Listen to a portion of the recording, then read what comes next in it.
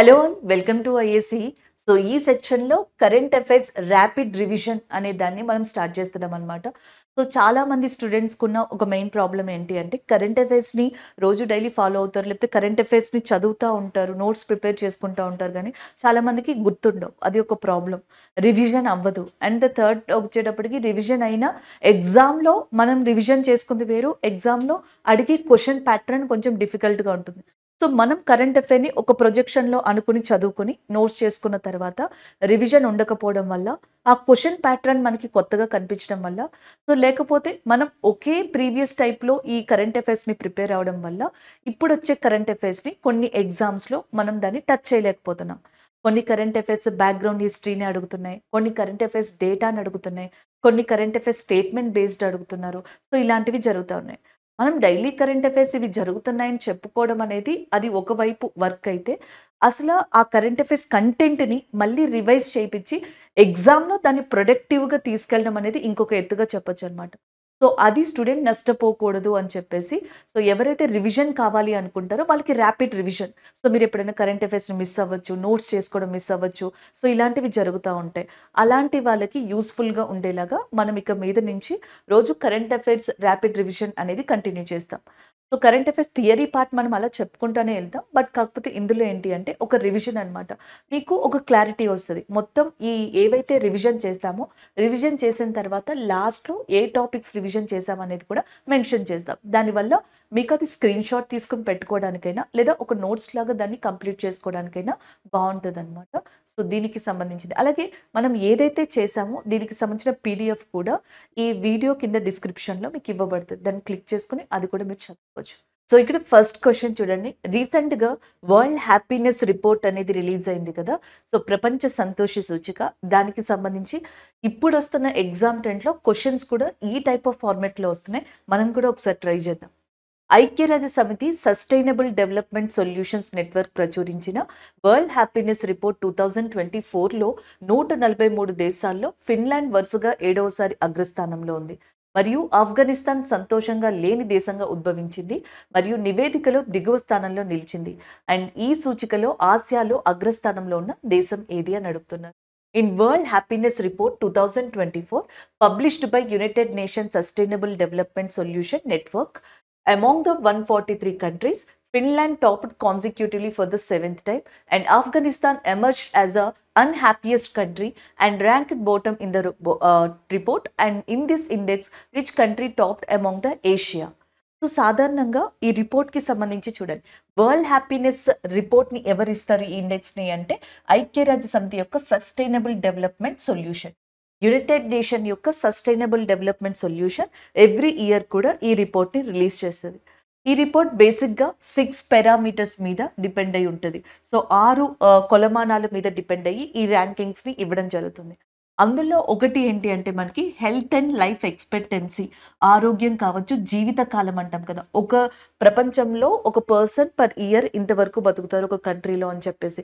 So అట్లా health and life ఎక్స్పెక్టెన్సీకి సంబంధించి ఒక మెజర్మెంట్ తీసుకుంటారు, అంటే ఒక కొలమానంగా దీన్ని తీసుకుంటారు. అలాగే నెక్స్ట్ జీడిపి పర్ క్యాపిటా ఏదైతే ఉంటుందో దాన్ని ఒక మెజర్మెంట్గా తీసుకోవడం జరుగుతుంది. అలాగే నెక్స్ట్ వచ్చేటప్పటికి ఫ్రీడమ్, ఆ కంట్రీలో స్వేచ్ఛ అనేది ఎలా ఉంది అనేది చూస్తారు. దాంతోపాటుగా కరప్షన్ ఏదైతే ఉందో అది ఎంతవరకు ఉంది అనేది కూడా జనరల్గా చూడడం జరుగుతుంది. దాతృత్వం, దాన్ని జెనరోసిటీ అని చెప్పేసి కూడా అంటారు, దాన్ని కూడా కన్సిడర్ చేస్తారనమాట. సో నెక్స్ట్ వచ్చేటప్పటికి సొసైటీ ఓరియంటెడ్ హెల్ప్ అనేది ఎలా ఉంది అనేది కూడా, సో ఇక్కడ సొసైటీ సపోర్ట్ అనేది కూడా చూస్తారు. Support, generosity, corruption, freedom and as well as GDP per capita, health and life expectancy ఏదైతే ఉందో ఈ 6 తీసుకొని, ఈ 6 మెజర్మెంట్స్ని తీసుకొని దాన్ని బట్టి ఒక కంట్రీకి స్కోరింగ్ ఇవ్వడం జరుగుతుంది. ఆ స్కోరింగ్ బట్టి ర్యాంక్ ఇస్తారు. సో ఈసారి రీసెంట్గా ఇచ్చిన రిపోర్ట్ ఏదైతే ఉందో దాంట్లో 143 కంట్రీస్ని సెలెక్ట్ చేసుకున్నారు. ఇందులో 143rd కంట్రీ అంటే బోటంగా ఉన్న కంట్రీ వచ్చేటప్పటికి Afghanistan. And what is the capital of Afghanistan? Afghanistan యొక్క క్యాపిటల్ ఏంటి? కాబూల్గా చెప్పడం జరుగుతుంది. టాప్లో ఉన్న కంట్రీ ఏది? ఫిన్లాండ్. ఇది వరుసగా ఫిన్లాండ్ టాప్గా రావడం ఎన్నోసారి అంట? 7th టైంగా చెప్తున్నారు.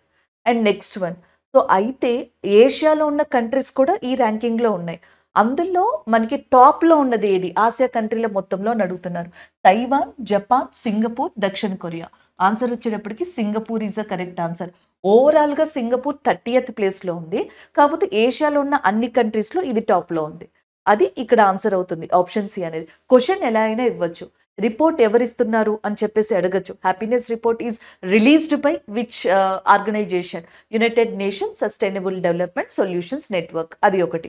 ఎన్ని కంట్రీస్కి కలిపి? 143. ఏ మెజర్మెంట్స్ మీద? వీటి మీద ఇస్తారనమాట. బాటంలో ఉన్నది ఆఫ్ఘనిస్తాన్, టాప్లో ఉన్నది ఫిన్లాండ్. ఇది 7th టైం ఫిన్లాండ్కి. అలాగే నెక్స్ట్ ఏషియా తరపున సింగపూర్, బట్ సింగపూర్ ర్యాంక్ ఎంత? 30th అనమాట. సో దీనికి సంబంధించి ఇంకొంత ఇన్ఫర్మేషన్ ఇక్కడ చూడండి.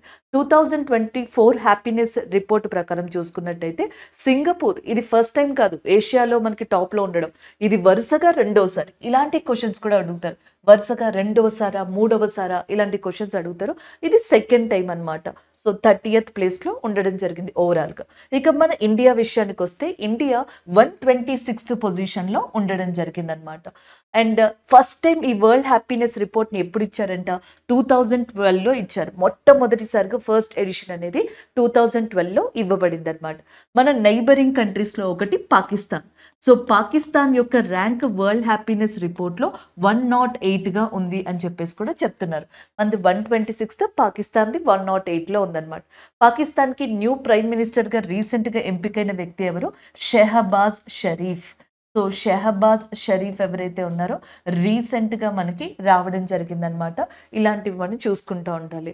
అలాగే మరియం నవాజ్ అని చెప్పేసి ఒక పర్సన్ ఫస్ట్ ఫీమేల్ పాకిస్తాన్కి సంబంధించి పంజాబ్ ప్రావిన్సీకి ప్రైమ్ మినిస్టర్ చీఫ్ మినిస్టర్గా కూడా ఎంపికయ్యారనమాట.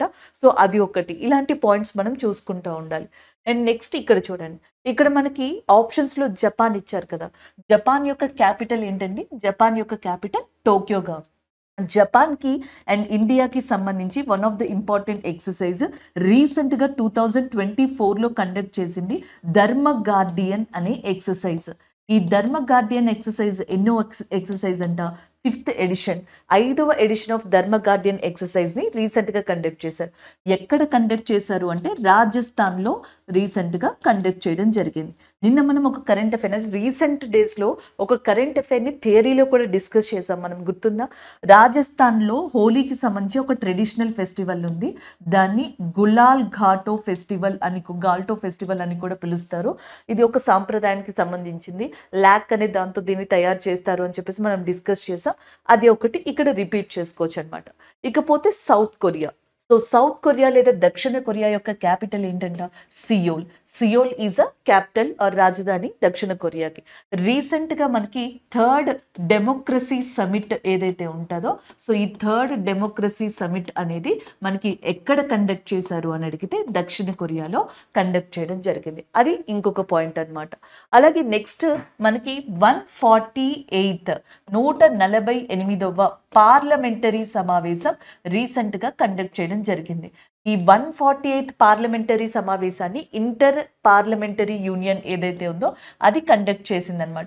దానికి ఇండియా తరపున రాజ్యసభ డిప్యూటీ చైర్పర్సన్ ఉన్నారు చూసారా, హరివంశ్ గారు. సో హరివంశ్ గారు దీనికి మనకి అటెండ్ అవ్వడం కూడా జరిగింది. అంటే వరల్డ్ హ్యాపీనెస్ రిపోర్ట్కి సంబంధించి కరెంట్ అఫైర్ ఆల్రెడీ చదివాం, దాంతో పాటుగా రిలేటెడ్గా ఈ కరెంట్ అఫైర్స్ని కూడా డిస్కస్ చేయొచ్చు అనమాట.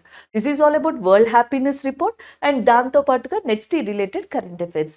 నెక్స్ట్ ఇంకొక క్వశ్చన్ చూద్దాం. సో నెక్స్ట్ వన్ చూడండి, ఇక్కడ కన్సిడర్ ద ఫాలోయింగ్ స్టేట్మెంట్స్. ఇది మనకి స్పోర్ట్స్ రిలేటెడ్గా చెప్పొచ్చు అనమాట. దాంట్లో ఒకటి చూడండి, Pankaj Advani has been inducted into the hall of fame at the world billiards museum in Shangrao city in China. చైనాలోని సాంగ్రోవ్ సిటీ ఏదైతే ఉందో అక్కడ వరల్డ్ బిలియర్డ్స్ మ్యూజియం ఉంది. దాంట్లో మనకి పంకజ్ అద్వానీ గారు హాల్ ఆఫ్ ఫేమ్ అనే దాంట్లోకి మనకి రావడం జరిగింది అని చెప్పేసి ఇస్తున్నారు.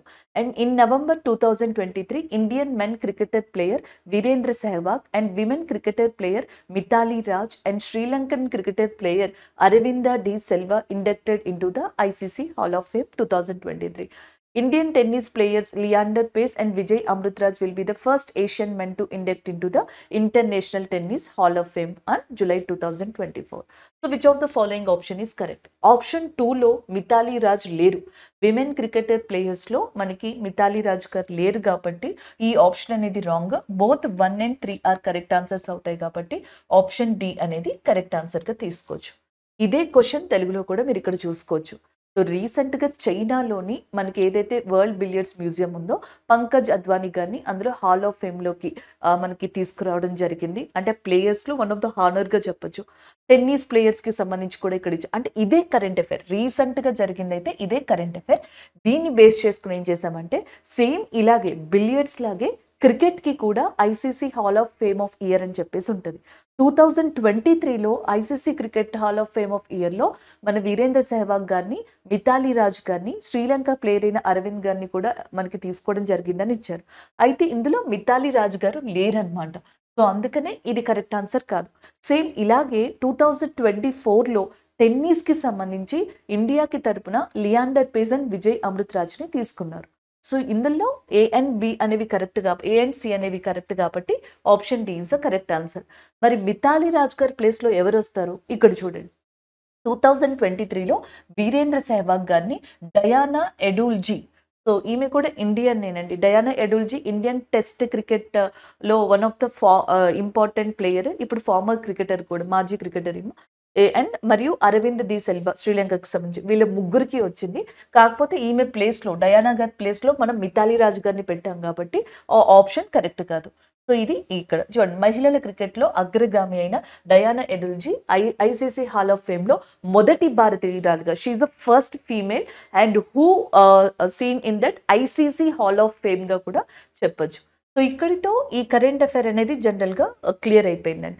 ఇదొక్కటి మీరు గుర్తుపెట్టుకుంటే చాలు. ఈ 3 పంకజ్ అద్వానీ గారు బిలియర్డ్స్‌కి సంబంధించి, టెన్నిస్‌కి సంబంధించి అయితే మీరు ఇక్కడ చూడొచ్చు లియాండర్ పేస్ గారు, అలాగే విజయామృత్ గారు. అదే కనుక మనకి క్రికెట్‌కి సంబంధించి అయితే వీరేంద్ర సెహ్వాగ్ గారు ఇండియాకి సంబంధించి, డయానా గారు. అందులో ఫస్ట్ విమెన్ కాబట్టి ఈమె చాలా చాలా ఇంపార్టెంట్‌గా చెప్పొచ్చనమాట. ఇలాగే కొన్ని మనకి కరెంట్ అఫైర్స్ స్పోర్ట్స్ రిలేటెడ్‌గా కూడా ఉన్నాయి. Times sports of the year awards రీసెంట్‌గా ఇచ్చింది. Times of India sports person of the years అవార్డ్స్‌ని ఇచ్చింది. ఇందులో sports person of the year male కేటగిరీకి వచ్చేటప్పటికి నీరజ్ చోప్రా గారికి రావడం జరిగింది. Sports person of the year award male కేటగిరీలో నీరజ్ చోప్రా గారికి వచ్చింది. అలాగే next sports person of the year para category, para sports person of the year. So ఈ అవార్డు ఎవరికి వచ్చింది అంటే శీతల్ దేవి గారికి వచ్చిందనమాట. శీతల్ దేవి గారికి అర్జున అవార్డు వచ్చింది. దాంతో పాటుగా పారా sports person of the year award times of India sports వాళ్ళు ఇచ్చిన దాంట్లో ఈమెకి రావడం జరిగింది. అంతేకాకుండా వీళ్ళు ఇంకొక అవార్డు కూడా ఈమెకి ఇచ్చారు, Archer of the year award. ఎందుకంటే ఈమె విలువిద్యకి సంబంధించిన వ్యక్తి కదా.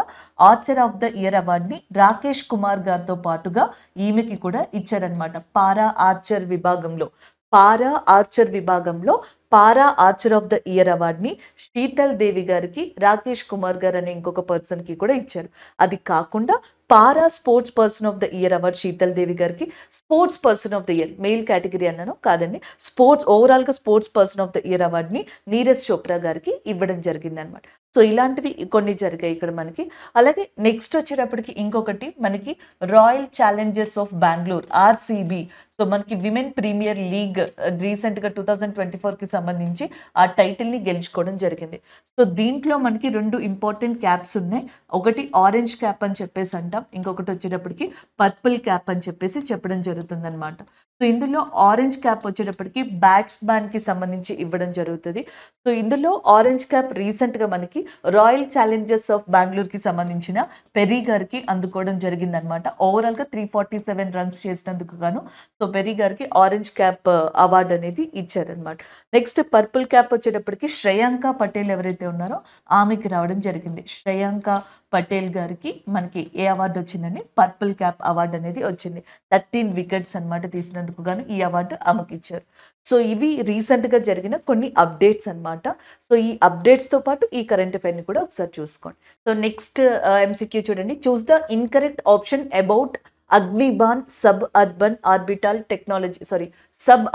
Technology demonstrator rocket recently in news అని చెప్పేసి ఉంది. సాట్. సో సార్టెడ్ అనేది ఏదైతే ఉందో, సార్టెడ్ అనేది రీసెంట్గా మనకి న్యూస్లో కనిపించింది. దీనికి సంబంధించి ఏది కరెక్ట్ ఏది రాంగ్ అని అడుగుతున్నారు. ఫస్ట్ ఆప్షన్ చూడండి, అగ్నిబాన్ సాట్ డి అంటే సబ్ ఆర్బిటాల్ టెక్నాలజీ డిమానిస్ట్రేటర్ అని అర్థం. ఒక్కొక్కసారి అబ్రివేషన్స్ కూడా అడుగుతారు. They will ask abbreviations in few exams like RRB, SSC లాంటి వాటిలో. అగ్నిబాన్ సాట్-D అనేది India second privately built rocket and world's first single piece 3D printed engine designed by Agnikul Cosmos Private Limited. And the second one, Agniban సాట్-D is India's first rocket to be launched from a private launch pad, and also it will be India's first semi cryogenic powered rocket launch అని చెప్పేసి అంటున్నారు. Next one, Agnikul cosmos is a Chennai based space startup founded in 2017. Garuda Aerospace has built India's first privately built rocket Vikram S lifted on 18th November 2022. ఇక్కడ ఏమని అడుగుతున్నారు, recent గా అగ్నిబాన్ అని ఒక ఏదైతే మనకి సార్టెడ్ టెక్నాలజీతో ఉందో దాన్ని లాంచ్ చేయడం జరిగింది. అయితే దానికి సంబంధించి ఏది కరెక్ట్ ఏది రాంగ్ అని చెప్పేసి అడుగుతున్నారు. ఇది వచ్చేటప్పటికి ఏంటి, ఇండియా యొక్క సెకండ్లీ ప్రైవేట్లీ బిల్ట్ రాకెట్. మనకి రాకెట్స్ కావచ్చు, ఈ శాటిలైట్స్ కావచ్చు, ఇవన్నీ చూసుకునే గవర్నమెంట్ ఆర్గనైజేషన్ ఏది, ఇస్రోగా చెప్తామన్నమాట, ఈ స్పేస్ ఆర్గనైజేషన్. అవి కాకుండా రీసెంట్గా చాలా ప్రైవేట్ స్పేస్ ఏజెన్సీస్ ఇండియాలో వచ్చాయి. సో అందులో గరుడా ఏరోస్పేస్ అనేది ఒకటి ఉంది, and as well as Skyroot Aerospace అని ఒకటి ఉంది, అగ్నికుల్ కాస్మోసిస్ అని చెప్పేసి ఒకటి ఉంది.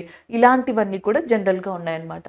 అయితే ఇండియాలో సెకండ్ ప్రైవేట్లీ బిల్ట్ రాకెట్గా మనకి ఈ అగ్నిబాన్ అనేది ఉంది.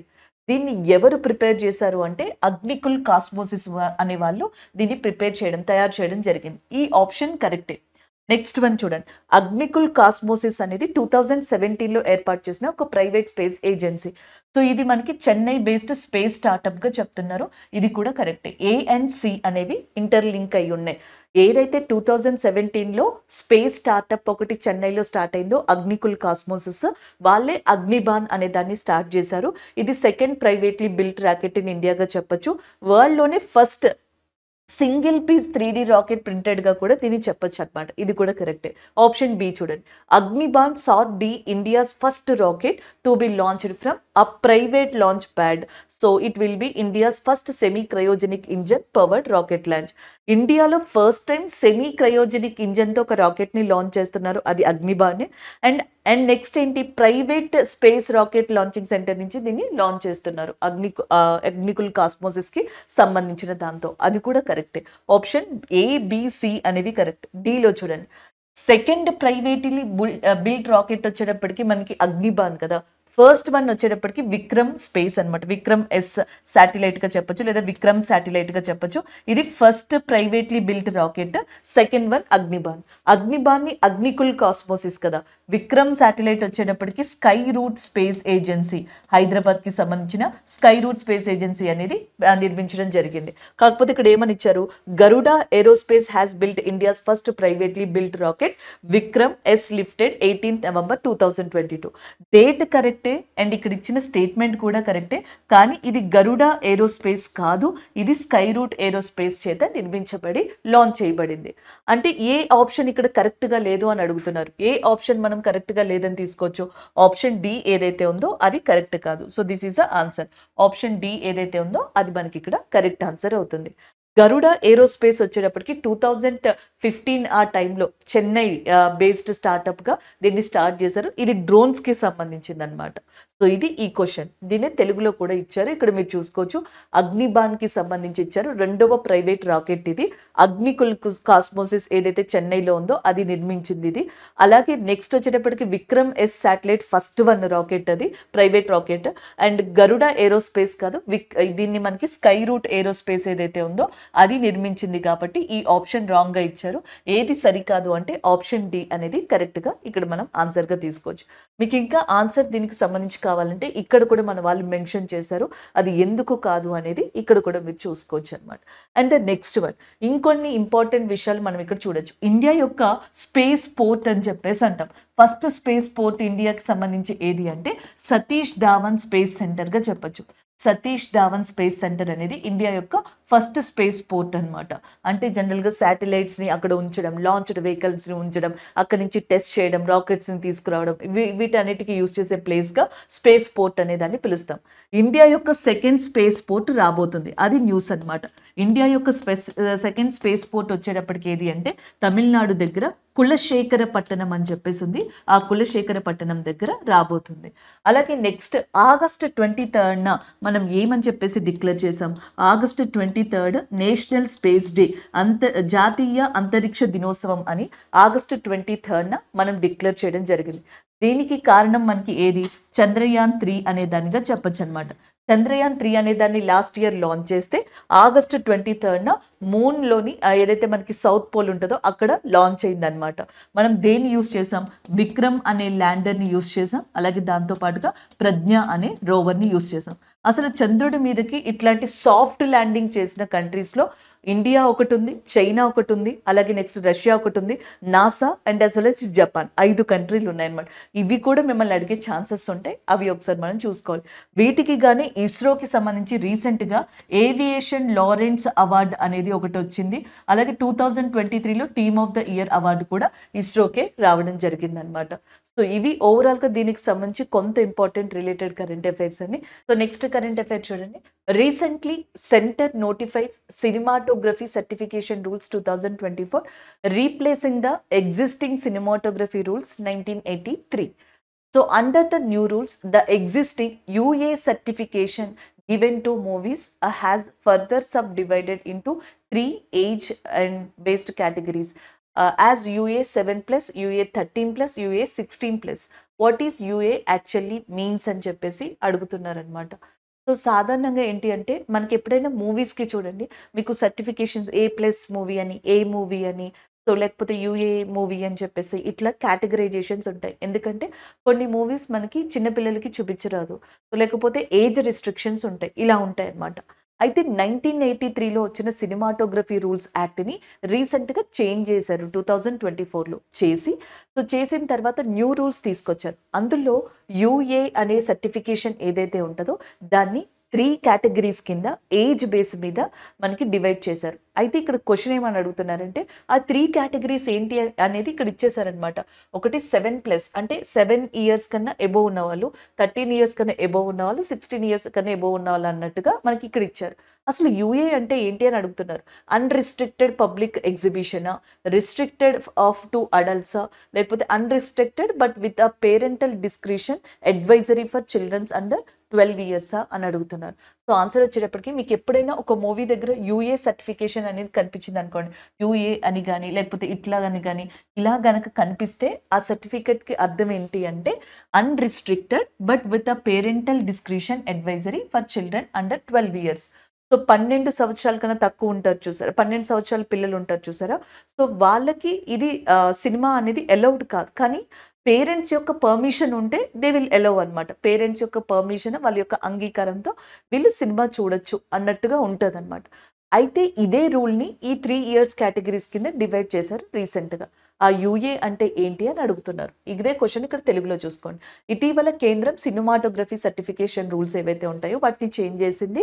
అయితే యూఏ అంటే ఇక్కడ అర్థం ఏంటి అని అడుగుతున్నారు. అనియంత్రిత కానీ 12 ఏళ్ల లోపు పిల్లలకు తల్లిదండ్రుల విచక్షణతో కూడిన సలహాతో ఈ మూవీని చూడొచ్చు అనమాట. సో అది ఆప్షన్ సి అనేది కరెక్ట్ ఆన్సర్ అవుతుంది ఇక్కడ దీనికి సంబంధించి. నెక్స్ట్ దీనికి కావాలి అంటే కంప్లీట్ ఎక్స్ప్లెనేషన్ మన వాళ్ళు ఇక్కడ ఇచ్చారనమాట. ఒకసారి ఇక్కడ చూడొచ్చు. ఇండియాలో ఉన్న మూవీస్ ఏవైతే ఉంటాయో వాటికి యూ సర్టిఫికెట్ అని, నెక్స్ట్ వచ్చేటప్పటికి U/A సర్టిఫికెట్ అని, అలాగే A+ సర్టిఫికెట్ అని, ఇలాంటివి చాలా ఉంటాయండి. అందులో ఒకటి యూ సర్టిఫికెట్ చూడండి. అన్రిస్ట్రిక్టెడ్ పబ్లిక్ ఎగ్జిబిషన్, అనియంత్రిత బహిరంగ ప్రదర్శన అని చెప్పేసి యూ సర్టిఫికేషన్ని పిలుస్తారు. నెక్స్ట్ వన్ యూఏ అని చెప్పేసి ఉంటుంది. Unrestricted but with the parental discretion advisory for children under 12 years. So మనకి ఇది అనియంత్రిత కానీ 12 ఏళ్లలోపు పిల్లలకి తల్లిదండ్రుల విచక్షణతో కూడిన సలహా అనమాట. యూ సర్టిఫికేషన్ అయితే అసలు దీనికి రిస్ట్రిక్షన్ అనేది జనరల్గా లేదండి, అన్రిస్ట్రిక్టెడ్ అనమాట. అదే యూఏ అయితే గనక ఏజ్ రిస్ట్రిక్షన్ ఉంది. ఏది 12 years ఏజ్ రిస్ట్రిక్షన్ అనేది పెట్టారు. దాన్నే మళ్ళీ మన వాళ్ళు 3 కేటగిరీస్ కింద డివైడ్ చేసుకున్నారనమాట. Next one A restricted to adults, so పెద్దలకు మాత్రమే పరిమితం చేయబడింది. యూ సర్టిఫికేషన్ మూవీ అనేది జనరల్గా ఎవరైనా చూడొచ్చు అనమాట.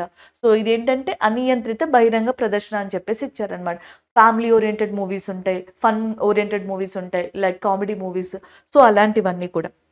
నెక్స్ట్ ఇది చూడండి. ఏ సర్టిఫికేషన్ అంటే మనకిప్పుడు 'యానిమల్' మూవీ వచ్చింది. 'యానిమల్' మూవీకి సర్టిఫికేషన్ చూడండి. ఏ అని చెప్పేసి ఉంటదనమాట. సో, అడల్ట్‌కి మాత్రమే అది పరిమితం చేయబడింది. ఇలాంటివి కొన్నుంటాయి. నెక్స్ట్ ఎస్ సర్టిఫికేషన్ ఉంటది. ఇది కొన్ని ప్రొఫెషన్స్‌కి మాత్రమే చూపిస్తారు.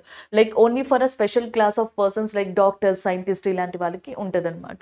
సో, అది ఒకటి. ఇలాంటి కేటగరీస్ కింద వీటిని చేంజ్ చేశారు. అయితే ఆ 12 ఇయర్స్ ఉన్నది డిపెండ్స్ ఆన్ మూవీని బట్టి 7+ ఇయర్స్, 13+ ఇయర్స్ అండ్ 16+ ఇయర్స్ కింద మనకి డివైడ్ చేయడం జరిగింది 12 ఇయర్స్ ఉన్న దానిని. So this is all about this question అండి. అయితే రీసెంట్‌గా దీనికి సంబంధించి ఇంకొంత ఇన్ఫర్మేషన్‌ని మనం యాడ్ చేసుకోవచ్చు. మూవీస్ గురించే కదా మనం చెప్తున్నాం. ఆస్కార్ అవార్డ్స్‌ని రీసెంట్‌గా ఇచ్చారు కదా! ఎక్కువ ఆస్కార్ అవార్డ్స్ రీసెంట్‌గా మనకి ఏ మూవీకి సంబంధించి ఎళ్ళాయి? 'ఓపెన్ హైమర్' మూవీ ఏదైతే ఉందో సో దానికి ఎక్కువ ఆస్కార్ అవార్డ్స్ అనేవి ఎళ్ళడం జరిగింది. ఈ మూవీ తీసిన డైరెక్టర్ ఎవరైతే ఉన్నారో నికోలస్ క్రిస్టోఫర్ ఆయనకి బెస్ట్ డైరెక్టర్ ఆస్కార్ అవార్డ్ వచ్చింది. ఈ మూవీకి సంబంధించిన కిలియస్ మార్ఫీ అనే పర్సన్ ఎవరైతే ఉన్నారో కిలియస్ మార్ఫీ గారికి బెస్ట్ యాక్టర్ అవార్డ్ అనేది రావడం జరిగింది. ఈమా స్టోన్ అని చెప్పేసి 'పూర్ థింగ్స్' అనే మూవీకి సంబంధించి ఈమా స్టోన్ గారికి బెస్ట్ యాక్ట్రెస్ అవార్డ్ అనేది రావడం జరిగింది. ఇవి ఆస్కార్ అవార్డ్స్‌కి సంబంధించి మూవీకి చెప్తున్నాం కాబట్టి ఇది కూడా ఇక్కడ మెన్షన్ చేయడం జరిగింది. This is all about this question అని నెక్స్ట్ వన్ చూద్దాం. నెక్స్ట్ వన్ చూడండి. World wide fund for nature and మరియు మార్చ్ 23, 2024న రాత్రి 8:30 నుంచి 9:30 వరకు అర్త్ అవర్‌ను జరుపుకోవాలని ప్రకటించింది. అర్త్ అవర్‌ను 2007లో ఏ దేశంలో మొట్టమొదటిసారిగా జరుపుకుంటారు అని చెప్పేసి అడుగుతున్నారు.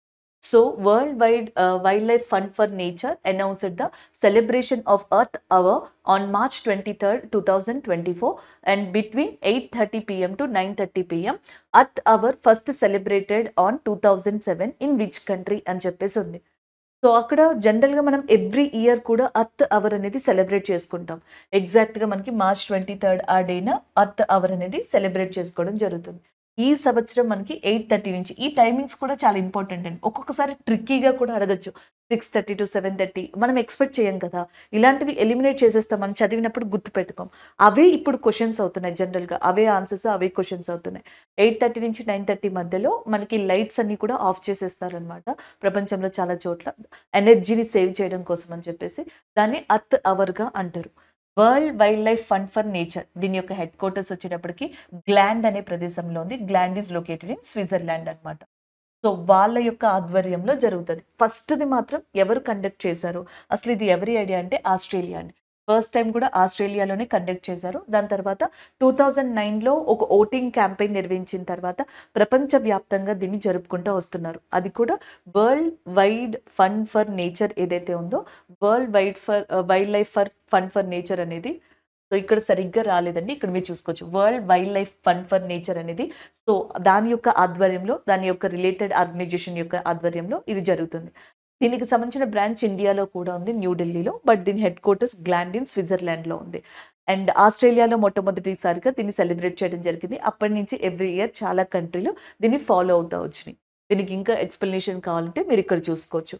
సో ఇక్కడ చూడండి ఇన్ 2007లో for the first time earth hour అనేది జరిగిందనమాట సిడ్నీ, ఆస్ట్రేలియాలో. World wide fund for nature ఏదైతే ఉందో అది దాని యొక్క మిగతా పార్ట్నర్స్ కూడా కలిసి దీన్ని కండక్ట్ చేయడం జరుగుతుంది. డ్యూరింగ్ ద అర్త్ అవర్ ఏం చేస్తారంటే 8:30 to 9:30 టైంలో లైట్స్ అన్నిటిని కూడా ఆఫ్ చేసి ఎనర్జీని మనకి సంరక్షిస్తారు. అలాగే నెక్స్ట్ వచ్చేటప్పటికి 1992లో ఫస్ట్ టైం మనకి అర్త్ సమిట్ అనేది కూడా జరిగింది. అర్త్ సమిట్, దారిత్రి సమిట్ అనేది మనకి ఎప్పుడు జరిగిందంటే 1992లో. దీన్నే మనకి రియో సమిట్ అని కూడా పిలుస్తారు. Which is also called as a Rio summit. ఎందుకంటే ఇది బ్రెజిల్‌లోని రియోలో మొట్టమొదటిసారిగా జరిగిందనమాట. అందుకని చెప్పేసి దీన్ని అర్త్ సమిట్ లేదా రియో సమిట్ అని కూడా అంటారు. ఇయర్ అప్పుడప్పుడు మనకి జనరల్‌గా అడుగుతూ ఉంటారు. ఇది చూసుకోవాలి. అలాగే ఎన్వైర్న్మెంట్ డే అనేది పర్యావరణ దినోత్సవం అనేది ఎవ్రీ ఇయర్ మనకి ఎప్పుడు సెలబ్రేట్ చేస్తారంటే జూన్ 5న సెలబ్రేట్ చేయడం జరుగుతుంది. ఈ సంవత్సరం 2024లో G20 యొక్క సమావేశం G20 సెషన్ 2024 అనేది ఎక్కడ కండక్ట్ చేయబోతున్నారంటే బ్రెజిల్‌లో కండక్ట్ చేయబోతున్నారు. సో ఇవి కొంచెం రిలవెంట్‌గా ఈ పాయింట్స్‌కి తగ్గట్టుగా గుర్తుపెట్టుకోవచ్చు. అలాగే మనం ఎప్పుడు చెప్పుకునేదే మార్చ్ 21 ఫారెస్ట్‌కి సంబంధించిన డే, మార్చ్ 22 వాటర్‌కి సంబంధించిన డే, మార్చ్ 23 వాతావరణం మెటెరలాజికల్ డే అని చెప్పేసి మనం ఆల్రెడీ డిస్కస్ చేసుకోవడం జరిగింది. అవి కూడా ఇక్కడ మీరు యాడ్ చేసుకొని చదువుకోవచ్చు. సో నెక్స్ట్ కరెంట్ అఫైర్ చూడండి.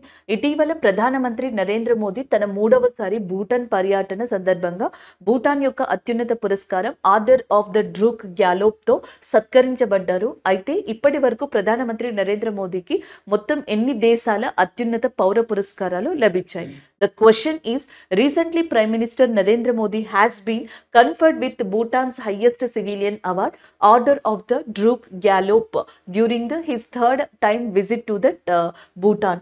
As of now, and Prime Minister Narendra Modi has conferred with the total how many countries highest civilian awards అని చెప్పేసి అడుగుతున్నారు. సో భూటాన్ యొక్క హైయెస్ట్ సివిలియన్ అవార్డ్ అయిన డ్రూక్ గ్యాలోప్ అనేది ఈ 2 days విజిట్ ఏదైతే రీసెంట్గా ప్రైమ్ మినిస్టర్ నరేంద్ర మోదీ గారు చేశారో అప్పుడు ఆయనకి రావడం జరిగింది. సాధారణంగా క్వశ్చన్ ఎలాగ అడిగే పాసిబిలిటీ ఉంటుంది అంటే భూటాన్ హైయెస్ట్ అవార్డ్ అనేది సో మనకి వచ్చింది రీసెంట్గా ప్రైమ్ మినిస్టర్ నరేంద్ర మోదీ గారికి. ఆ నేమ్ ఏంటి అని అడగచ్చు, లేదా అవార్డు ఇచ్చి ఆ కంట్రీ ఏది అని అడగచ్చు. ఇలాంటి క్వశ్చన్స్ అడుగుతారనమాట. ఎలక్షన్స్ ఏదైతే షెడ్యూల్ ఉంటుందో అది వచ్చిన తర్వాత ప్రైమ్ మినిస్టర్ మన కంట్రీకి సంబంధించిన ప్రైమ్ మినిస్టర్ వేరే కంట్రీకి వెళ్ళడం అనేది ఇదే ఫస్ట్ టైం అంట, ఎలక్షన్ షెడ్యూల్ వచ్చిన తర్వాత. అండ్ ఆయన రీసెంట్గా భూటాన్ విజిట్ చేశారు. ఎన్నో పురస్కారం అన్ని దేశాలకి కలిపి, ఎందుకంటే వీటికి ఫ్రాన్స్కి సంబంధించి వచ్చింది, ఈజిప్ట్కి సంబంధించి వచ్చింది, అలా చాలా కంట్రీలకి సంబంధించి హైయెస్ట్ సివిలియన్ అవార్డ్స్ వచ్చాయి. ఈవెన్ మన కంట్రీలో కూడా కొన్ని అవార్డ్స్ వచ్చాయి ఆయనకి. బట్ వేరే కంట్రీల యొక్క అత్యున్నత పౌర పురస్కారాలు ఓవరాల్గా నెంబర్ అడుగుతున్నారు. సో ఇప్పటికీ ఆయనకి టోటల్గా ఎన్ని వచ్చాయంటే 14 వచ్చాయి. ఆప్షన్ బి అనేది కరెక్ట్ ఆన్సర్ అవుతుంది అనమాట. సో ఆప్షన్ బి అనేది కరెక్ట్ ఆన్సర్ అవుతుంది. టోటల్గా ఇప్పటి వరకు ప్రధానమంత్రి నరేంద్ర మోదీ గారికి ఎన్ని వచ్చాయి? 14. అలాగే భూటాన్కి సంబంధించి కింగ్గా ఉన్నది ఎవరు అంటే వాంగ్చుక్. నాంగ్నియల్ వాంగ్చుక్ అనే పర్సన్ ప్రజెంట్ మనకి భూటాన్ యొక్క కింగ్గా ఉన్నారు. భూటాన్ యొక్క ప్రైమ్ మినిస్టర్ వచ్చేటప్పటికి షిరింగ్ టోగ్బే అనే పర్సన్ ఎవరైతే ఉన్నారో ఆయన భూటాన్ యొక్క ప్రైమ్ మినిస్టర్గా ఉన్నారో అది గుర్తుపెట్టుకోవాల్సి ఉంటుంది. అలాగే నెక్స్ట్ ఇక్కడ చూడండి ఒకసారి ఈ ఎక్స్ప్లెనేషన్ చూస్తే మనకు అర్థమవుతుంది అనమాట ఇక్కడ ఏంటి అనేది. ఒకటి వచ్చేటప్పటికి December 17, 2021 అండ్ భూటాన్ ఏం చేసింది అంటే తన 114వ జాతీయ దినోత్సవాల వేడుకల సందర్భంగా కింగ్ అనౌన్స్ చేశారు, మేము ఇప్పటి నుంచి అత్యున్నత పురస్కారం ఇస్తాం. మనకి భారత రత్న ఎలాగో భూటాన్ వాళ్ళకి ఈ ఆర్డర్ ఆఫ్ డ్రూక్ అనేది అలా అనమాట.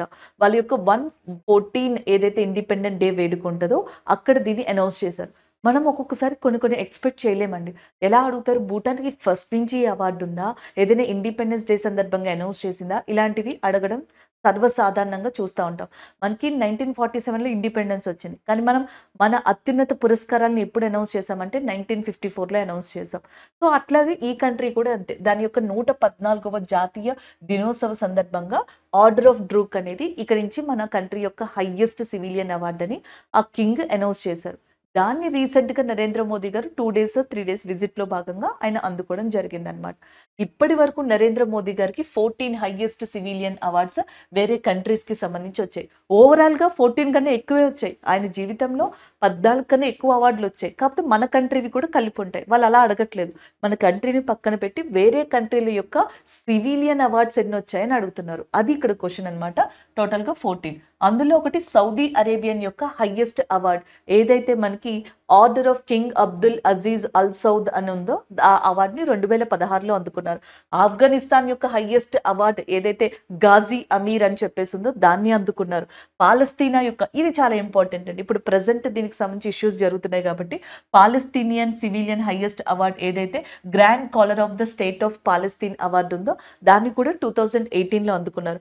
రష్యా యొక్క హైయెస్ట్ సివిలియన్ అవార్డు ఆండ్రూ ఏదైతే ఉందో దాన్ని కూడా అందుకోవడం జరిగింది.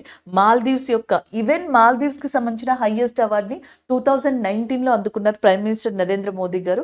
Order of the distinguished rule of Nishan Izzuddeen అని చెప్పేసి ఉంది. మాల్దీవ్స్ కి సంబంధించింది కూడా మన ప్రైమ్ మినిస్టర్ అందుకోవడం జరిగింది. యూఏఈకి సంబంధించిన అత్యున్నత పురస్కారం జాయెద్ అనే దాన్ని అందుకున్నారు. యునైటెడ్ స్టేట్స్‌కి సంబంధించిన లీజియన్ ఆఫ్ మెరిట్‌ని అందుకున్నారు. అండ్ నెక్స్ట్ రీసెంట్‌గా అయితే 2023, 24 ఇంపార్టెంట్. 23లో పపువా న్యూ గినీకి సంబంధించిన హైయెస్ట్ అవార్డు, అలాగే నెక్స్ట్ ఫిజీకి సంబంధించిన హైయెస్ట్ అవార్డు, అలాగే నెక్స్ట్ ఈజిప్ట్‌కి సంబంధించిన హైయెస్ట్ అవార్డు, ఫ్రాన్స్‌కి సంబంధించింది. పపువా న్యూ గిని, ఫిజీ, దాని తర్వాత ఈజిప్ట్, దాని తర్వాత ఫ్రాన్స్, ఇప్పుడు భూటాన్. 2023, 24 అనేవి మనకి చాలా ఇంపార్టెంట్ కాబట్టి ఈ అవార్డ్స్ అన్ని కూడా ఇంపార్టెంటే. ఓవరాల్‌గా ఇన్ కెరియర్‌లో 14 హైయెస్ట్ సివిలియన్ అవార్డ్స్ డిఫరెంట్ కంట్రీస్‌కి సంబంధించినవి అందుకున్నారు. 2023లో మన నరేంద్ర మోదీ గారు ఈ అవార్డ్స్ అందుకున్నారు కదా!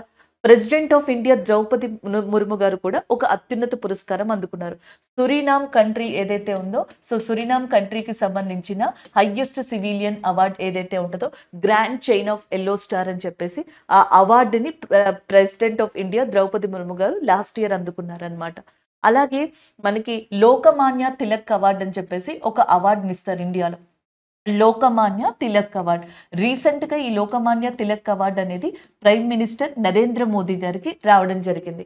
ఈ అవార్డు అందుకున్న 41వ వ్యక్తి, 41st రెసిపియెంట్ ఎవరు అంటే మనకి నరేంద్ర మోదీ గారనమాట. అండ్ ఎవరైతే మనకి ఎక్కువగా సొసైటీ ఓరియెంటెడ్‌గా కాంట్రిబ్యూట్ చేస్తారో అలాంటి పర్సన్స్‌కి ఈ అవార్డు ఇస్తారు. గతంలో ఇందిరా గాంధీ గారు, అటల్ బిహారీ వాజ్పేయి గారు, మన్మోహన్ సింగ్ గారు లాంటి వాళ్ళు కూడా ఈ అవార్డు అందుకున్నారు. ఈ అవార్డు కింద అండ్ ఆ రెసిపియెంట్ గ్రహీత ఎవరైతే ఉంటారో వాళ్ళకి 1,00,000 క్యాష్ ప్రైజ్ వస్తది.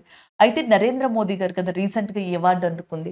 ఆయనకొచ్చిన ₹1,00,000 కూడా నమామి గంగా ప్రాజెక్ట్ ఉంది కదా! ఆ నమామి గంగా ప్రాజెక్ట్‌కి ఆయన డొనేట్ చేయడం జరిగిందనమాట. ఇది ఒక ఎగ్జామ్‌లో క్వెషన్‌గా కూడా అడగడం జరిగింది. సో ఇట్లా మనకి ఏదైతే అవార్డ్స్ ఉన్నాయో అవార్డ్స్‌ని కూడా ఇలాంటి క్వెషన్స్ రూపంలో అడుగుతారు. ఈ ఫ్రాన్స్ యొక్క హైయెస్ట్ సివిలియన్ అవార్డ్ 23లో నరేంద్ర మోదీ గారికి ఇచ్చారు కదా! ఇదే అవార్డ్‌ని రీసెంట్‌గా ఈ సంవత్సరం శశి థరూర్ గారికి ఫ్రాన్స్ ఇవ్వడం జరిగింది. So this is all about this current affair. Next one చూద్దాం. అలాగే ఇంకొక కరెంట్ అఫైర్ చూసే ముందర నేను ఇక్కడ ఆల్మోస్ట్ మీకు 12 చెప్పాను. నేను చూసుకోలేదు. అలాగే ఇంకొక 2 ఉన్నాయి. గ్రీస్‌కి సంబంధించింది, భూటాన్‌కి. అంటే భూటాన్‌ది మనం ఆల్రెడీ చెప్పాను కాబట్టి నేను ఇంకా అక్కడ పట్టించుకోలేదు. బట్ మన వాళ్ళు మెన్షన్ చేశారు ఇక్కడ. గ్రీస్‌కి సంబంధించింది, భూటాన్‌కి సంబంధించింది కూడా వచ్చిందండి. అవి కూడా చూసుకోండి. 14 మీకు కౌంట్ ఉండాలి కదా! సో ఇక్కడ వరకు ఈ పేజ్‌లో వచ్చేటప్పటికి ఒక 5 అవార్డ్స్ ఇచ్చారు. అండ్ నెక్స్ట్ ఈ పేజ్‌లో 12 వరకు ఇచ్చారు. ఈ పేజ్‌లో 13, 14 ఇచ్చారనమాట. నెక్స్ట్ వన్ చూడండి. క్వెషన్ మనకి కరెంట్ అఫైర్. రీసెంట్‌గా ఐర్లాండ్‌కి సంబంధించి ప్రైమ్ మినిస్టర్ రెసిగ్నేషన్ ఇస్తే ఇంకొక న్యూ ప్రైమ్ మినిస్టర్ రాబోతున్నారు. ఆయనకి సంబంధించిన క్వెషన్ ఇది. ఇటీవల ఐర్లాండ్ ప్రధానమంత్రిగా లియో వార్దక్ రాజీనామా చేసిన తర్వాత సైమన్ హారిస్ ఐర్లాండ్ యొక్క అత్యంత పిన్న వయస్కుడైన ప్రధానమంత్రిగా పేరు పొందారు. అయితే ఆయన ఏ పార్టీకి నాయకుడు? So recently after the resignation of Leo Varadkar as prime minister of Ireland, Simon Harris has named as the youngest ever prime minister of Ireland and is the leader of which party అని చెప్పేసి అడుగుతున్నారు. ఇది వరకు questions ఎలా అడిగేవాళ్ళు? Direct question అనమాట. Ireland new prime minister ఎవరు? Simon Harris. So he replaced by. So లేకపోతే సైమన్ ఎవరిని రీప్లేస్ చేశారు? He replaced which person? So answer వచ్చేటప్పటికి లియో వార్దాకర్. ఇట్లాంటి క్వశ్చన్స్ వచ్చేవి. ఇప్పుడు ఎలా క్వశ్చన్స్ అడుగుతున్నారు? ఆ పర్సన్‌కి సంబంధించి ఏదైనా ఇంట్రెస్టింగ్ ఫ్యాక్ట్ ఉన్నా, ఏ కంట్రీకి సంబంధించిన వాళ్ళని, లేకపోతే ఏ పార్టీకి సంబంధించిన వాళ్ళని అడుగుతున్నారు. ఇక్కడ అవామీ లీగ్ అని ఉంది కదా!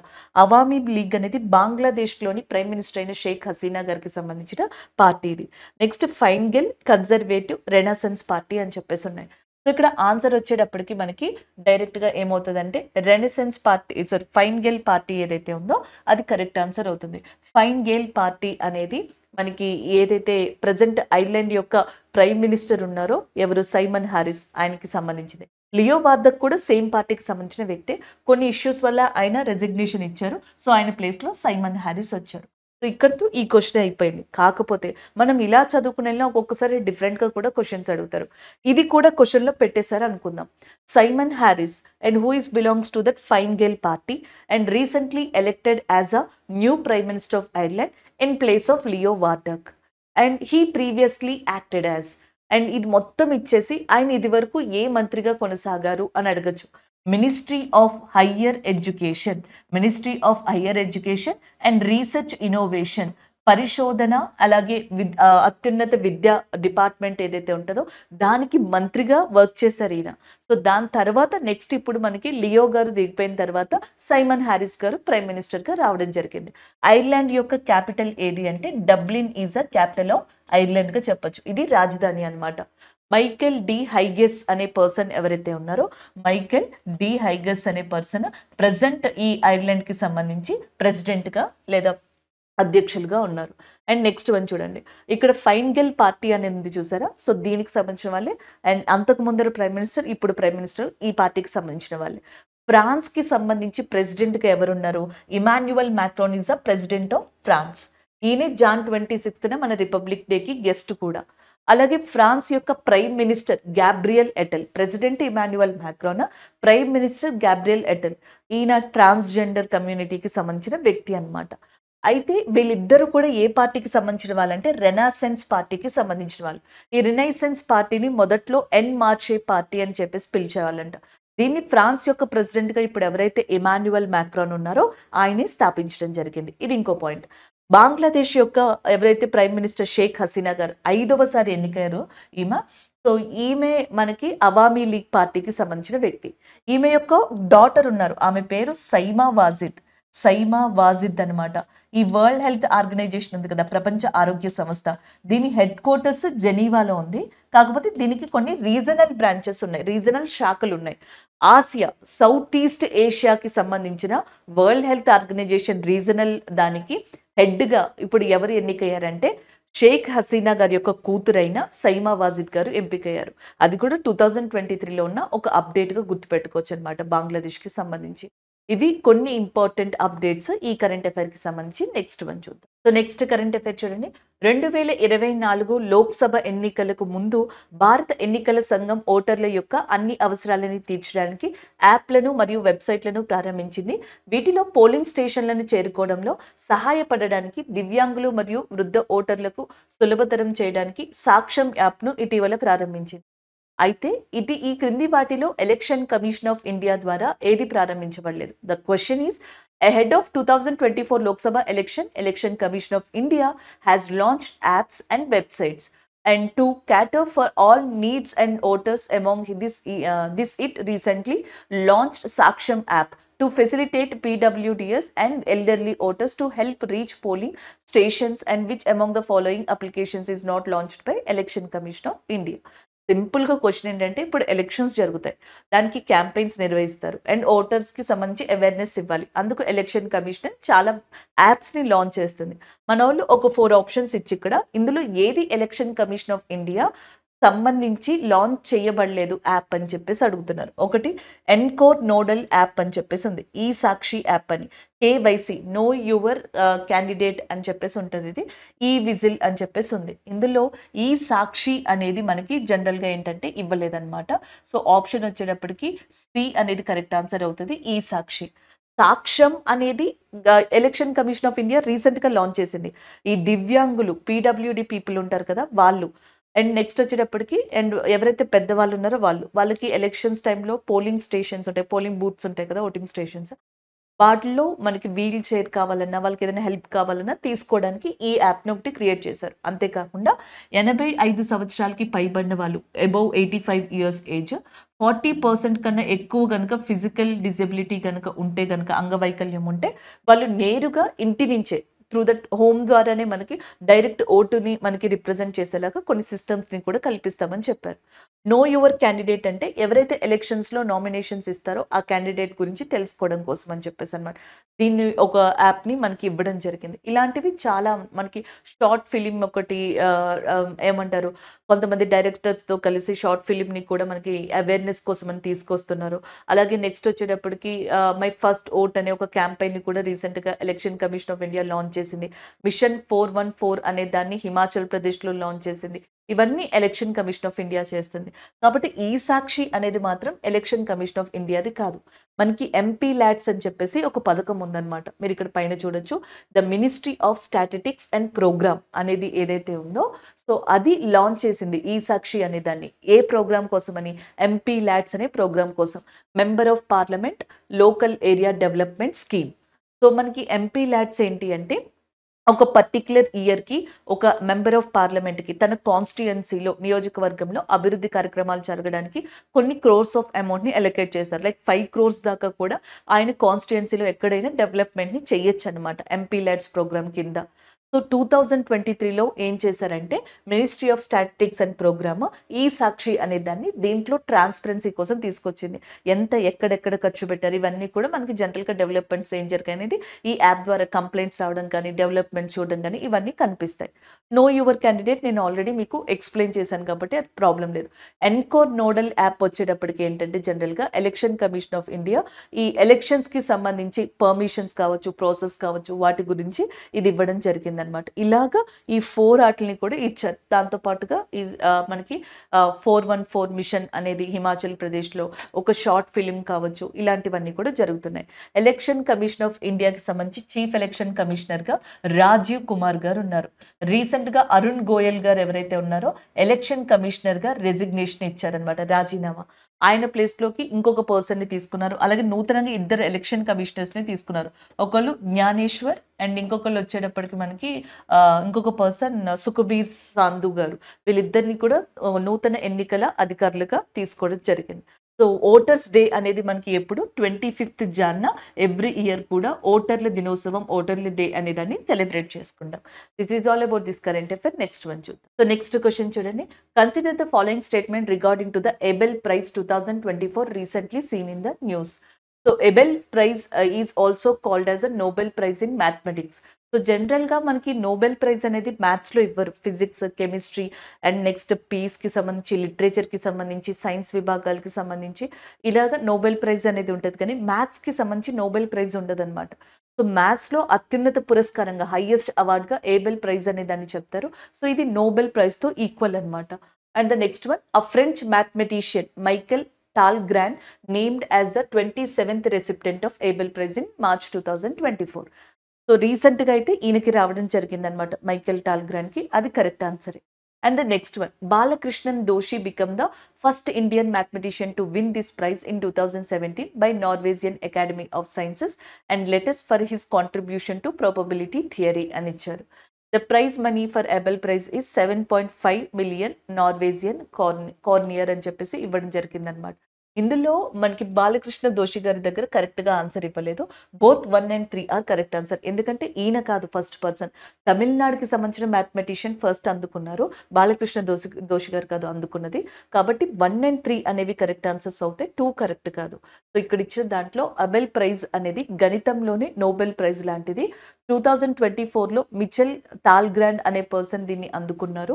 అలాగే నెక్స్ట్ వచ్చేటప్పటికి 2007లో బాలకృష్ణ దోషి గారు కాదు అందుకున్నది, ఇంకొక ఇండియన్ అందుకున్నారు. ఇది రాంగ్ ఇచ్చారు. 7.5 మిలియన్ నార్వేజియన్ క్రోనర్ దీనికి మనకి రివార్డ్గా ఇవ్వడం జరుగుతుంది. బోత్ 1 and 3 అనేవి కరెక్ట్ ఆన్సర్స్ అవుతాయి, 2 ఈజ్ అ రాంగ్ ఆన్సర్. ఎందుకు 2 రాంగ్ ఆన్సర్ అనేది ఇక్కడ చూడండి. తమిళనాడుకి లేదా చెన్నైకి సంబంధించిన ఎస్ఆర్ శ్రీనివాస్ వరదన్ ఎవరైతే ఉన్నారో is the first person, first Indian and who received this Abel mathematician ప్రైజ్గా చెప్పొచ్చు 2007లో. బాలకృష్ణ దోషి గారికి కాదు. బాలకృష్ణ దోషి గారికి వచ్చేటప్పటికి ప్రిజ్కర్ ప్రైజ్ అనేది 2018కి సంబంధించి ప్రిజ్కర్ ప్రైజ్ అనేది రావడం జరిగింది. ఈ ప్రిజ్కర్ ప్రైజ్ ఆర్కిటెక్ట్కి సంబంధించి ఇస్తారనమాట, శిల్పి నిర్మాణాలు అంటాం కదా, సో దాంట్లో ఇవ్వడం జరుగుతుంది అనమాట.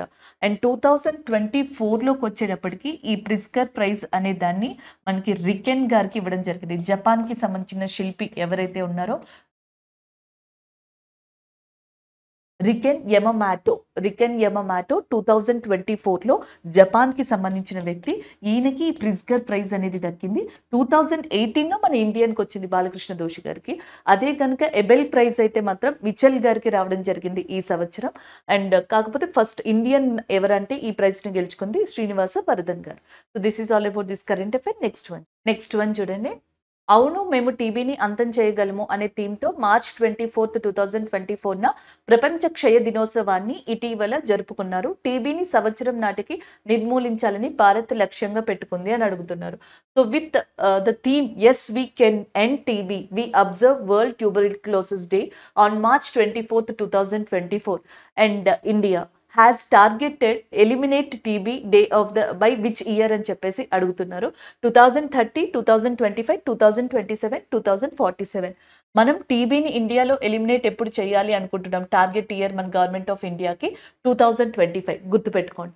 టీబీ యొక్క డే వచ్చేటప్పటికి ట్యూబరిక్లోసిస్కి సంబంధించి March 24 అనమాట. అలాగే నెక్స్ట్ మనకి అవును. మేము టీబీని అంతం చేయగలం. Yes we can end TB అనేది దీని యొక్క థీమ్‌గా ఉంది.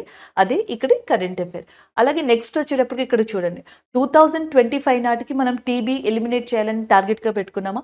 2027కి వచ్చేటప్పటికి మలేరియా ఏవైతే ఉందో సో దాన్ని మనకి నల్లిఫై చేయాలి అని చెప్పేసి పెట్టుకున్నాము 2027 నాటికి. అండ్ 2030కి కంప్లీట్‌గా 2027కి ఏమో తగ్గించేయాలి. 2030కి అసలు లేకుండా చేయాలనేది భారత్ లక్ష్యం మలేరియాకి సంబంధించి. రీసెంట్‌గా ఈ మలేరియాకి సంబంధించి అజర్బైజాన్ కావచ్చు, నెక్స్ట్ వచ్చేటప్పటికి తజికిస్తాన్ కంట్రీస్ కావచ్చు, ఇంకా డిఫరెంట్ కంట్రీస్ మనకి రీసెంట్‌గా కూడా 2024లో ఇంకొక కంట్రీ కలిసి ఈ మలేరియా ఫ్రీ సర్టిఫికేషన్‌ని వరల్డ్ హెల్త్ ఆర్గనైజేషన్ నుంచి తీసుకున్నాయి. భారతదేశం 2047 నాటికి సికిల్ సెల్ ఎనీమియాని అంతం చేయాలన్న లక్ష్యంగా పెట్టుకుందనమాట. సికిల్ సెల్ ఎనీమియా 2047 అసలు మలేరియా ఇండియాలో లేకుండా చేయడానికి 2030 కేసెస్‌ని తగ్గించడానికి 2027 టీబీ అయితే 2025 అని చెప్పేసి టార్గెట్‌ని మనం రీచ్ అవ్వడానికి ట్రై చేస్తున్నాం అనమాట. ఇది దీనికి సంబంధించిన ఇంపార్టెంట్ ఇన్ఫర్మేషన్. ఎందుకంటే ఇప్పుడు వచ్చే కరెంట్ అఫైర్స్‌లో థీమ్ ఖచ్చితంగా అడుగుతున్నారు. డేకి సంబంధించి థీమ్ అడుగుతున్నారు. లేదా డేని అడుగుతున్నారు. చాలా రేర్‌గా మనకి ఇలాంటి క్వెషన్స్ కూడా వస్తా ఉన్నాయి. ఎప్పుడైతే ఈ క్వెషన్స్ వచ్చాయో చాలామంది పేపర్ టఫ్ వచ్చింది ఇట్లాంటివి చెప్తా ఉన్నారు. సో ఇవి కూడా చూసుకుంటూ ఉంటే అప్పుడు మీకు పేపర్ టఫ్ అనిపించదండి. సో ఈరోజు ఏవైతే మనం ఈ రివిజన్ ఆఫ్ కరెంట్ అఫైర్స్ చేసామో మీకు గుర్తుండడం కోసం నేను చెప్తున్నాను ఏమేమి ఉన్నాయి అనేది. వరల్డ్ హ్యాపీనెస్ రిపోర్ట్ గురించి మనం డిస్కస్ చేసాం. ఏషియాలో సింగపూర్ టాప్‌లో ఉంది 30th ప్లేస్‌లో. ఓవరాల్‌గా 30th ప్లేస్. సింగపూర్ ఏషియాలో టాప్ అనమాట. మన ఇండియా యొక్క ర్యాంక్ 126గా ఉంది. అండ్ వరుసగా ఇప్పుడు 7వసారి ఫిన్లాండే టాప్ వచ్చింది. అండ్ లీస్ట్‌గా ఉన్నది ఆఫ్ఘనిస్తాన్ అనమాట. ఆ హ్యాపీనెస్ రిపోర్ట్ గురించి మనం డిస్కస్ చేసుకున్నాం. సెకండ్ ఇంకొకటి హాల్ ఆఫ్ ఫేమ్ గురించి. Billiards hall of fame Pankaj Advani గారి గురించి, ICC hall of fame, table tennis hall of fame, వాటితో పాటుగా royal challengers of Bengaluru and Sheetal Devi గారి గురించి దాని గురించి ఇక్కడ డిస్కస్ చేసుకున్నాం. నెక్స్ట్ వచ్చేటప్పటికి అగ్నిబాన్ అనేది ఏంటండి? సెకండ్ ప్రైవేట్ రాకెట్ అనమాట. అగ్నికుల్ కాస్మోసిస్ దీన్ని లాంచ్ చేసింది. ఫస్ట్ ప్రైవేట్ రాకెట్ మన హైదరాబాద్‌కి సంబంధించిన Skyroot space agency Vikram S అనే దాన్ని లాంచ్ చేసింది కదా! దాన్ని డిస్కస్ చేసాం. సినిమాటోగ్రఫీ సర్టిఫికేషన్ రూల్స్ దేనికి సంబంధించి యూఏ సర్టిఫికేషన్ 12 ఇయర్స్ ఉండేది కదా! దాన్ని 3 కేటగిరీస్ కింద చేంజ్ చేశారు ఇప్పుడు మనకి. దాని గురించి డిస్కస్ చేసాం. World wild life fund for nature అనేది ఈ అర్త్ అవర్ ఏదైతే ఉంటుందో 8:30 నుంచి 9:30 మధ్యలో దాని గురించి డిస్కస్ చేసాం. ఆర్డర్ ఆఫ్ ద డ్రూక్ అండి ఇది. Order of the Druk Gyalpo. So ఈ అవార్డు భూటాన్‌కి సంబంధించింది. భూటాన్ 114వ ఇండిపెండెన్స్ డే రోజున దీన్ని కింగ్ అనౌన్స్ చేశారు. అయితే రీసెంట్‌గా నరేంద్ర మోదీ గారు భూటాన్ విజిట్ చేసిన టైంలో ఈ అవార్డ్‌ని అందుకున్నారు. దీంతో వేరే కంట్రీలన్నీ కలిపి భూటాన్ అంటే వేరే కంట్రీలన్నీ కలిపి ప్రైమ్ మినిస్టర్ ఆఫ్ ఇండియాకి ఇప్పటివరకు 14 అవార్డ్స్ ఇచ్చాయన్నమాట. సో వాటి గురించి మనం డిస్కస్ చేసాం. అండ్ సైమన్ హ్యారిస్ ఐర్లాండ్ యొక్క న్యూ ప్రైమ్ మినిస్టర్‌గా లియో వార్కర్ ప్లేస్‌లో రావడం జరిగింది. అండ్ ఈయనకు సంబంధించిన పార్టీ గురించి డిస్కస్ చేసాం. సాక్ష్యం యాప్ అనేది election commission of India launch చేసింది. కానీ దీన్ని మనం బేస్‌గా చేసుకొని ఎంపీ ల్యాడ్స్ గురించి కూడా డిస్కస్ చేసాం. ఈ సాక్షి అనేదేమో మనకి ఎంపీ ల్యాడ్స్‌కి సంబంధించింది. సాక్ష్యం యాప్ ఏమో ఎలక్షన్ కమిషన్ ఆఫ్ ఇండియాకి సంబంధించింది. ఎబెల్ ప్రైజ్ 2024 అనేది రీసెంట్‌గా అనౌన్స్ చేశారు మిచెల్ గారికి అన్నమాట. దాని గురించి డిస్కస్ చేసాం. సో మనకి ఇది మ్యాథ్స్‌కి సంబంధించి నోబెల్ ప్రైజ్ లాంటిది అని చెప్పేసి కూడా డిస్కస్ చేయడం జరిగింది. World tuberculosis day theme target 2025కి సంబంధించి వీటి గురించి మనం డిస్కస్ చేయడం జరిగింది. సో ఇవి ఓవరాల్‌గా మనం ఈరోజు రివిజన్ చేసుకున్న కరెంట్ అఫైర్స్. మీకు ఏమేమి కరెంట్ అఫైర్స్ రివైజ్ చేసాం, దాన్ని కంప్లీట్ చేసేసాం క్వెషన్స్‌తో అనే ఒక క్లారిటీ ఉంటే మంత్ ఎండింగ్‌కి వచ్చేటప్పటికి మీరు ఒకసారి రివైజ్ చేసినా మీకు ఇవి గుర్తుండిపోతాయి.